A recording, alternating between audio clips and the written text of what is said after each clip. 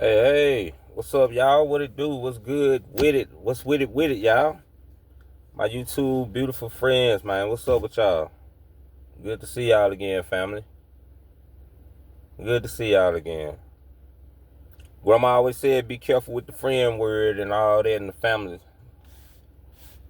Y'all, my friends and my family, man. For real, for real. I appreciate all the love and support since I've been on my trip since I've been out there chasing love, chilling with Louise in Oklahoma, going to connect spiritually with my heritage of the people from Black Wall Street.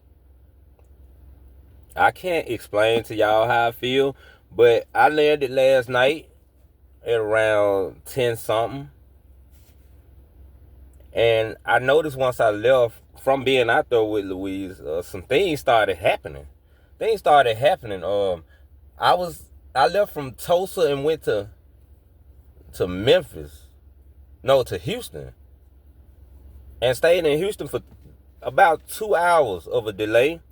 Now, mind you, I had them went down Black Wall Street and bought my mom a souvenir, a Black Wall Street shirt that shows the history. So she was really looking forward to it. And I got an extra little bag in my hand plus my other bag. And so after 2 hours, they started boarding the plane. But they do it in groups, and then before the groups, they do it in like military rewards members and stuff. So I set my bag down. Houston Airport is huge, mind you. Let me just tell y'all that. Huge. Probably bigger than Jackson, Hartford, and Atlanta. I set the bag down. They called for me. I done got almost close to my seat on the plane before I realized I done left my mama's shirt. I done left the doggone shirt.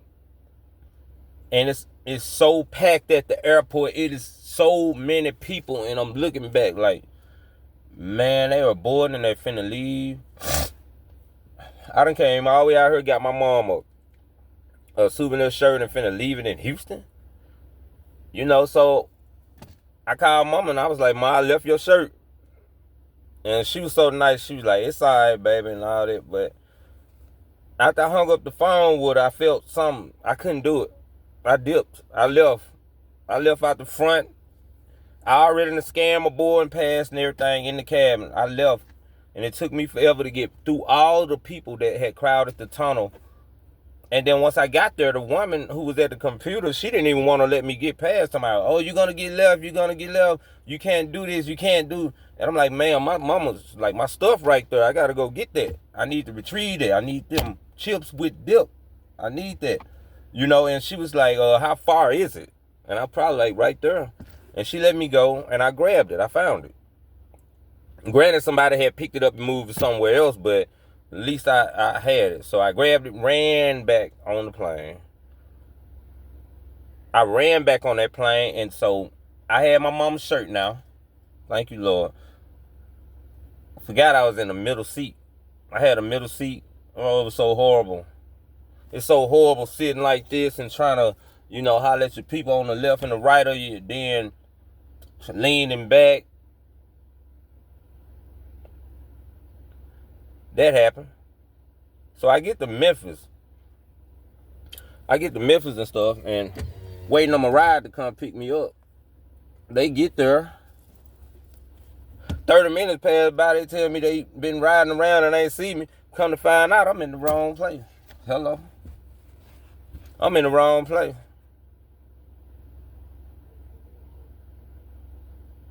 So after we finally got that there, I got to the house, right? Y'all.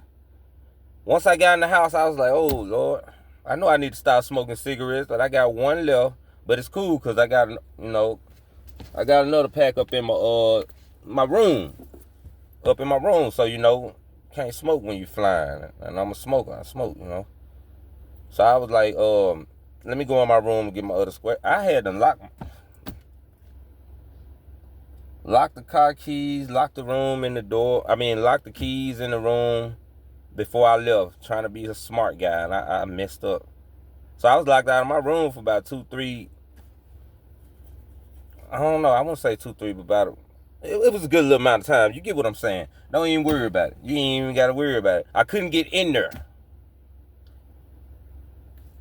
First of all, I'm sad. I miss my baby. All the fun I had, it disappeared. It's still in my brain, but it disappeared and started going into things coming at me as of such when I was on the way home. When I left her, things started going bad. Sure did, but to get in my room, I had to use a butcher knife and another type of knife, and this was a good lock, a brand new lock that I hadn't put on there. So it was kind of difficult, but throughout my years of life, I know how to pick locks for legal reasons, like locking your keys in the room. So I was able to get up in there, and I just wanted to call it a night, y'all. But this is my first video back since I've been back. And that's why I say it's so good to see y'all. It is so good. Lately, I've just been trying to keep y'all up on the content with the shorts and stuff that I've been doing. Y'all, I had the time of my life. I never knew I could ice skate.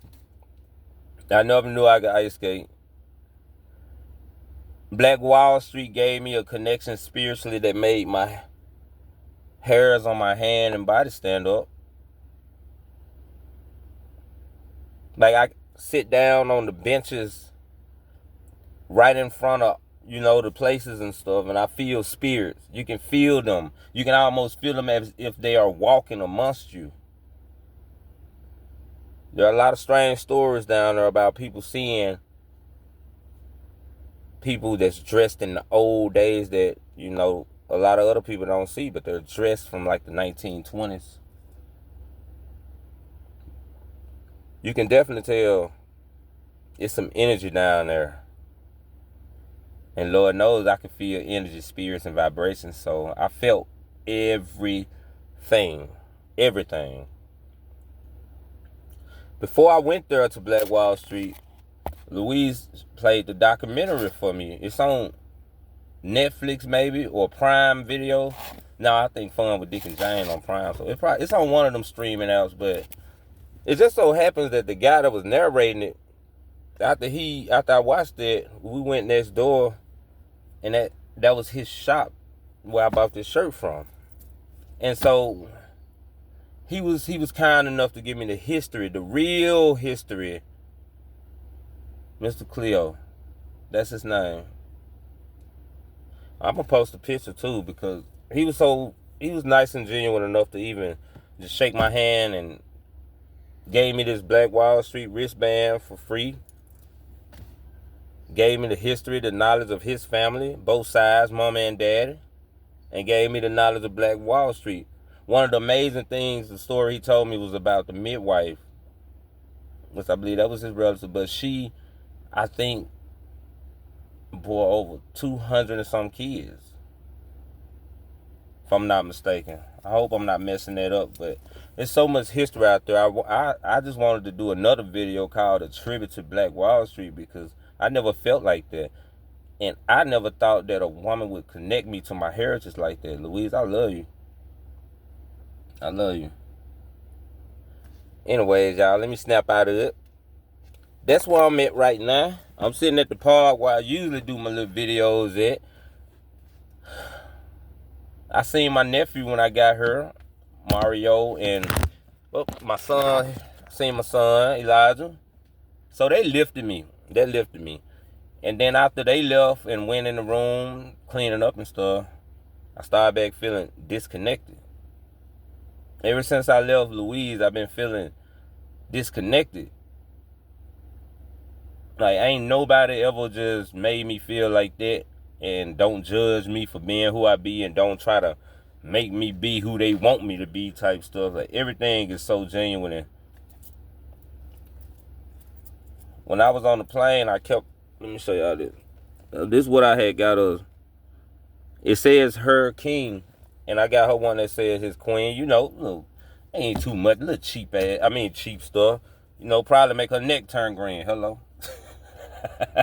Shirt green, she might match. But nah, it's just a symbolism. When her and I was together, we always kissed and put these two, and we complete.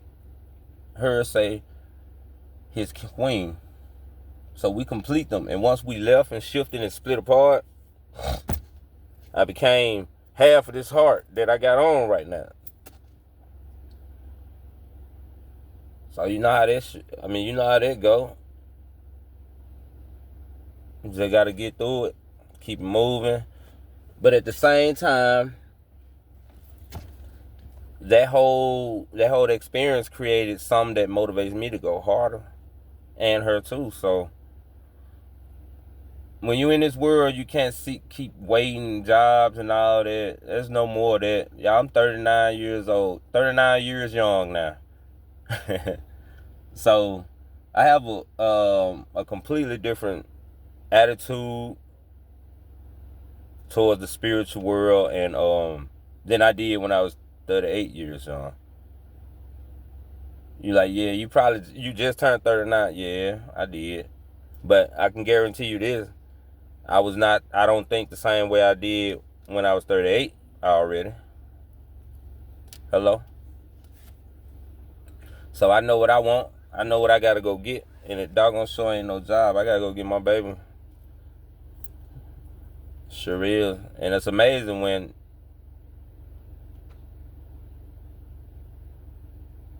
everybody had their own experiences with relationships, but most of my experience has been so bad that this wonderful relationship I'm in now is like really affecting me all areas. So somebody's like really there's no other feeling that's greater than being loved back by the person you love.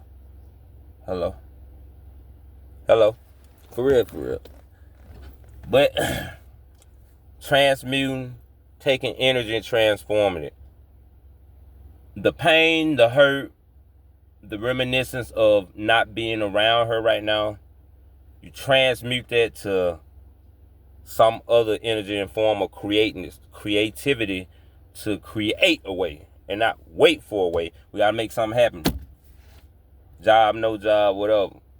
You know, can't sit here and throw a pity party or nothing for nothing. You take that energy and you transform it and you find ways to get what you want. And so that's where we at. I love y'all. I'll see y'all again soon. I'm gonna go home and finish unpacking, man. I just wanted to see y'all, and I hope y'all day has been going great. And if you made it to the end of this video of me ranting, telling you about me, I really appreciate you. You're a real one. You're a real one. In the meantime, if y'all got any thoughts or something on y'all mind, you know my comment section is wide open. You talk to me, I'm gonna respond right back to you and talk to you like a family member because I love y'all. So enjoy y'all day. I'll see y'all soon, all right? One.